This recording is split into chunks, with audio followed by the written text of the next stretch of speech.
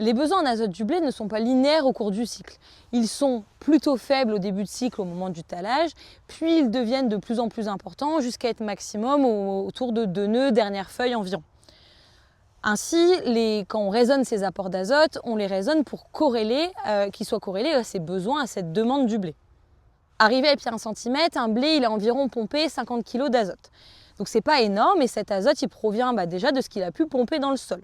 D'où l'importance aussi de faire ces reliquats azotés de sortie d'hiver qui déterminent déjà si le frigo de nourriture en azote il est déjà très rempli et donc qu'il y a de l'azote disponible pour ma culture ou s'il faut en apporter et s'il faut en apporter un tout petit peu ou s'il faut apporter un peu plus.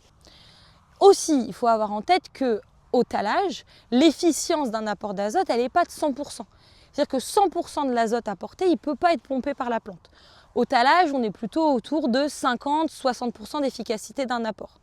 Et cette efficacité, elle devient de plus en plus importante au fur et à mesure du cycle de la culture. Pour ça aussi que des trop gros apports à talage, ce n'est pas forcément utile puisque la plante ne va pas pouvoir tout pomper. L'objectif de cet apport réalisé à talage, c'est de garder un nombre de tales suffisant pour avoir un nombre d'épimètres carrés suffisant pour avoir un optimum de rendement. Apporter trop d'azote à ce stade-là, ça veut dire conserver un nombre de tales important et avoir des biomasses très élevées.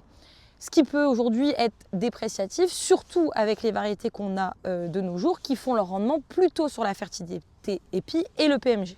Donc, pour maximiser rendement et accessibilité au marché en termes de taux de protéines, notre recommandation c'est de ne pas mettre trop d'azote trop tôt sur nos blés.